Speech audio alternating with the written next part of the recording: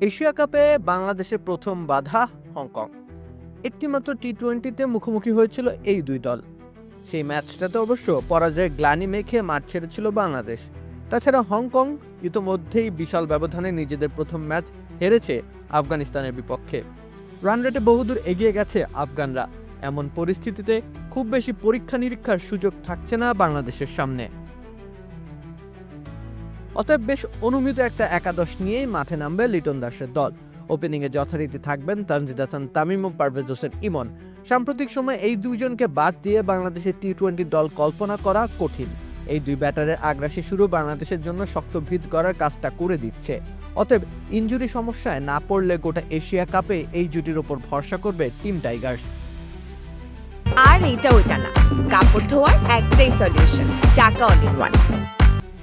৩ নম্বরে যথারীতি লিটন কুমার দাস। নিকট অতীতে তিনি নিজের চেনা ছন্দে ফেরার আভাস দিয়েছেন। টি-20 সুলভ ব্যাটিংয়ের পাশাপাশি বড় ইনিংসের দেখাও মিলেছে লিটনের কাছ থেকে। অতএব তার উপর সকলেরই থাকছে বাড়তি নজর। এর পরের স্থানে কে খেলবেন তা নিয়ে অবশ্য প্রশ্ন উঠতে পারে, যেহেতু তাহিদ হৃদয় খানিকটা ফর্মহীনতায় ভুগছেন। তবে আপাত দৃষ্টিতে মনে হচ্ছে হৃদয়কে আরও একটি সুযোগ দিতে চলেছে টিম ম্যানেজমেন্ট। যেহেতু হংকংয়ের বিপক্ষে ম্যাচ, হৃদয়ের আত্মবিশ্বাস ফিরে পাওয়ার জন্য হতে পারে ভালো মাধ্যম। তবে হৃদয়কে সুযোগ দেওয়া হলেও ৪ নম্বরে নয়, তিনি হয়তো ব্যাটিং করতে নামবেন ৫-এ। ৪ নম্বরে দেখা যেতে পারে মোহাম্মদ সাইফ হাসানকে। দলে অলরাউন্ডারের আধিক্য প্রয়োজন, আর যেহেতু স্পিনারদের বিপক্ষে সাইফের বাউন্ডারি হাঁকানোর প্রবণতা রয়েছে, সেহেতু তিনি প্রাধান্য পেতে চলেছেন। এক্ষেত্রে কপাল পুড়তে চলেছে শামীম হোসেন পাটোয়ারির। এরপরে যথারীতি ষষ্ঠ ব্যাটার হিসেবে জাকের আলী অনিকেরও বিকল্প নেই বাংলাদেশের দলে। শেষের দিকে দ্রুত রান তোলা ও বড় বড় সব শটে মোমেন্টাম ঘোরানোর জন্য জাকেরই বাংলাদেশের সম্বল। ৫ বোলারের মধ্যে শেখ মেহেদীও প্রায় অটো চয়েস।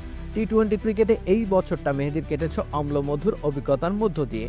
তবু তার উপরই ভরসা রাখতে চলেছে বাংলাদেশের টিম ম্যানেজমেন্ট। স্বাভাবিকভাবেই ৩ পেসার নিয়ে খেলতে চাইবে বাংলাদেশ দল। দলের প্রিমিয়াম ২ পেসার তাসকিন আহমেদ ও মুস্তাফিজুর রহমান এশিয়া কাপের সবগুলো ম্যাচেই হয়তো একাদশে থাকবেন, ইনজুরি বাধা হয়ে না দাঁড়ালে। তাদের সাথে তৃতীয় পেসার হিসেবে হংকংয়ের বিপক্ষে শরীফুল ইসলামকে একাদশে দেখার সম্ভাবনাই বেশি, যেহেতু আবুধাবির উইকেটে বল সুইং করতে দেখা গেছে প্রথম ম্যাচে। সে কারণে তানজিম হাসান সাকিবের পরিবর্তে শরীফুলকে দেওয়া হবে প্রাধান্য। রইল বাকি একটি স্থান, কে হবে দ্বিতীয় স্পিনার? এই প্রশ্নের সহজ উত্তর হচ্ছে রিশাদ হোসেন। সম্ভবত রিশাদ এশিয়া কাপে তার নিজের জন্য গুরুত্বপূর্ণ ম্যাচটি খেলতে চলেছেন, কেননা তিনি এই ম্যাচে পারফর্ম করলে কেবল তবেই হয়তো দ্বিতীয় সুযোগ পাবেন, নতুবা তাকে বাকিটা সময় সাইডলাইনে বসেই উপভোগ করতে হতে পারে গোটা টুর্নামেন্ট।